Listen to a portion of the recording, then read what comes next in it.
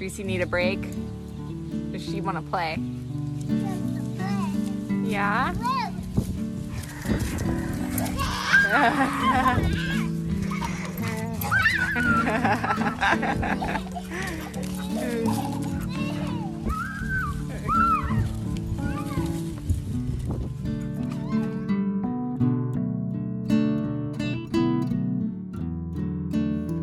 Hey everybody, as the title says, we actually experienced a real tragedy this week in our family. I think the only thing that's like comforting me right now is that like Psalm 34 that says that the Lord is close to the brokenhearted and saves those who are crushed in spirit, because like that's how I feel right now. Yeah. I knew I wasn't going to be able to get through this without crying. And also, I need to preface this before I even say it, that if you have any criticisms about me in this situation, I just ask that you keep them to yourself, just because I promise you that anything harsh that you could say against me in this situation, I've already thought it about myself. So please, if you do comment below, please just let it be encouraging, because I don't think I could take anything else when it comes to this. Anyway, this past week, it was on Thursday, so just 3 days ago, I was gonna take my girls to school.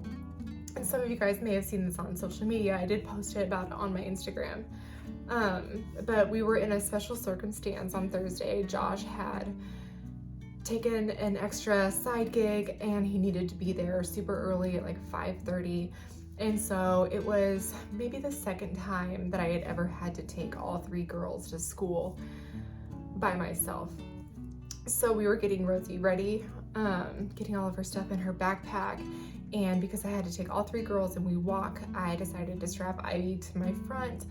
And we were getting down to the line. And so Reese was whining to go to school with us, because we take her about half the time, and if we have the time, and the other half, if she isn't brought with us, she cries. And so sometimes we just bring her, because when she's crying in the house, it's so loud. You guys may have actually seen my video this week of Ruby and her howling when Josh took Rosie to school. You think you can get her to howl?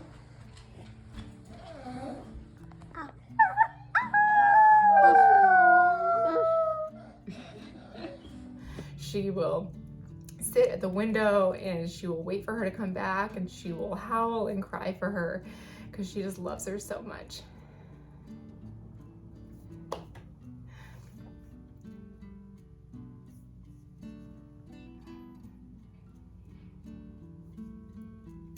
Anyway, we were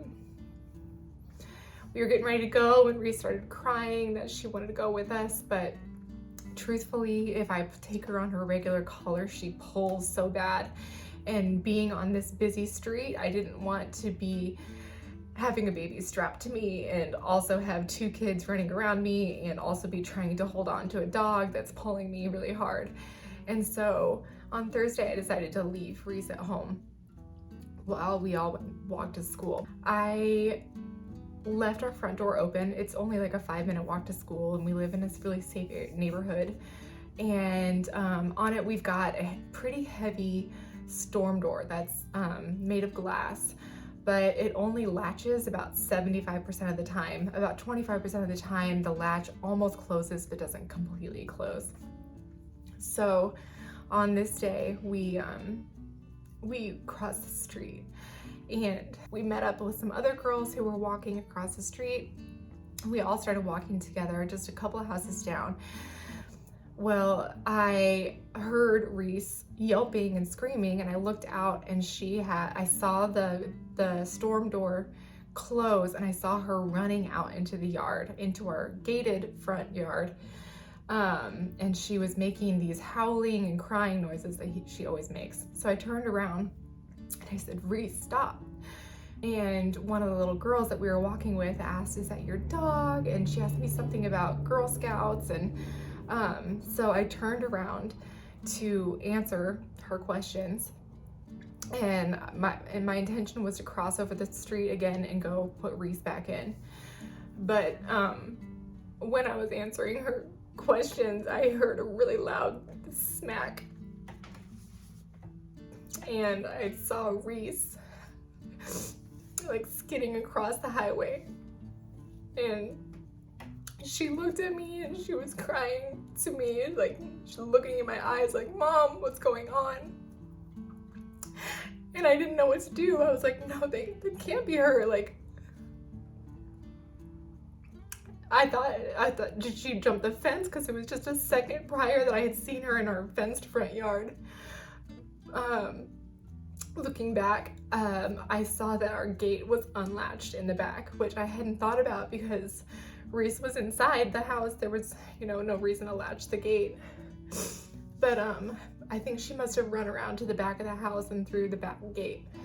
And she was so excited to just go on a little walk with us to school, and she just ran straight out into traffic. And I mean, everybody speeds on this street, And so, anyway, I was looking the other direction, but both of our little girls saw it happen right in front of them.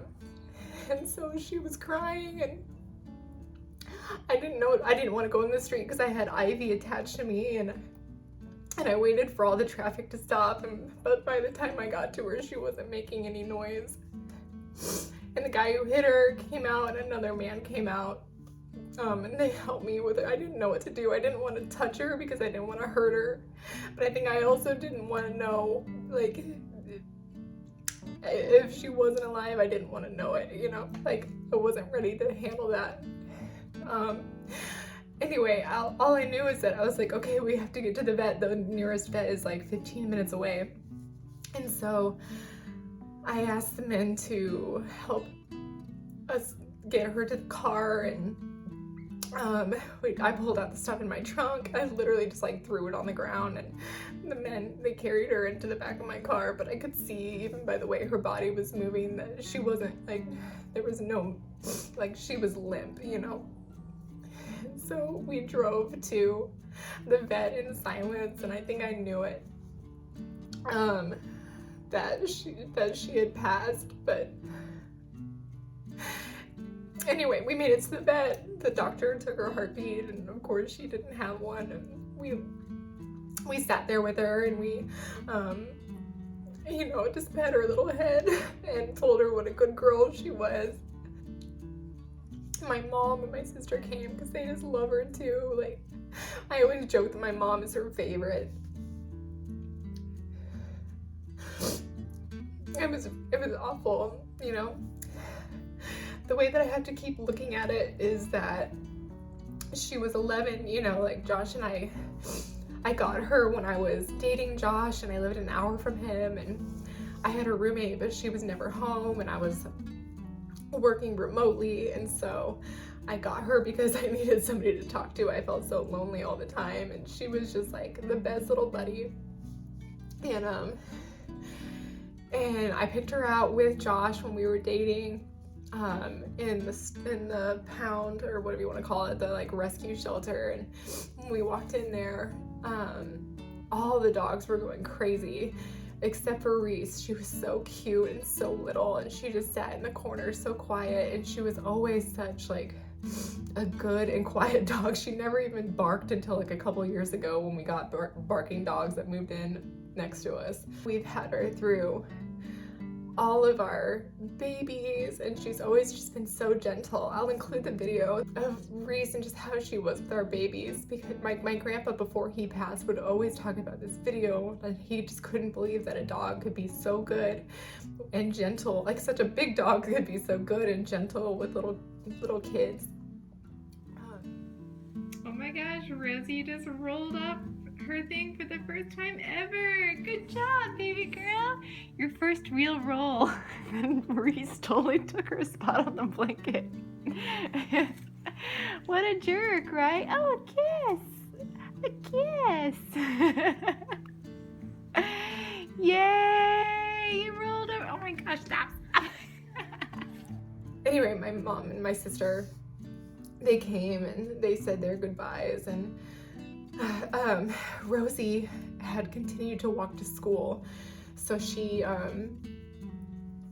think she thought that she just got hurt, and just like anybody gets hurt, you know, you hurt and you cry, and then you like get up and you brush yourself off and you move on. So she didn't realize that anything permanent had happened. So she wound up walking to school with the other two little girls that we were with, and another mom offered to, in her car, follow them all the way to the school. But I had to go pick her up from school because I wanted her to be able to say goodbye. And when I told her, she just like fell into my arms. I drove her back down to the bed, and she just laid on top of Reese for like over an hour. She just laid on her and pet her and told her what a good girl she was. And anyway, it's hard. Like, I keep kind of going back and forth about it because I'm like, in half of my mind, I'm just like, oh, this is just a dog, you know. But in the other half, I'm like, well, she was just as much of a part of our family as anybody, you know. Like, she was part of our life, but we were all of her life, you know. Like, and as sad as I am for the girls losing their dog, their little protector, like, I'm almost more heartbroken about her losing her little girls, because those little girls were her whole world, and she would do anything to be close to them. We've had her for 11 years, or she's 11 years old, and the only way that I'm able to like really handle this, I think right now, is knowing that she's part lab, part border collie. And I think labs have a life expectancy of about 10 to 13 years. I feel like it's God's grace, maybe, that things probably would have been taking a turn for the worse here in the next couple of years. And maybe this is just his way of like saving her from suffering. I think that you expect for your dog to die, but we just, like, you know, you don't expect it to happen like in a tragic way, and you don't expect it to happen in front of all of your little kids. And so I think that's been the hardest thing, is just replaying it in my mind and knowing that all three of them were right there and they saw it, you know. But I have to have some peace too, because I know that she only cried for about 10 seconds before she was gone, and she was looking at her family, you know, she was with us, and I hope that there was little pain, you know, like I hope that she was gone really fast. At least that's what I believe. For everybody who is still here, thank you so much for your support and love, and thank you to everybody on social media who has sent messages. Even my comments here on YouTube, you guys, I read them all, and so I really appreciate it. Even if I just give you a heart, like, I read it and I appreciate it. I may not have the energy this week to respond to everything, but thank you. I'll see you next week, and thank you again. Bye. You were so sweet to her.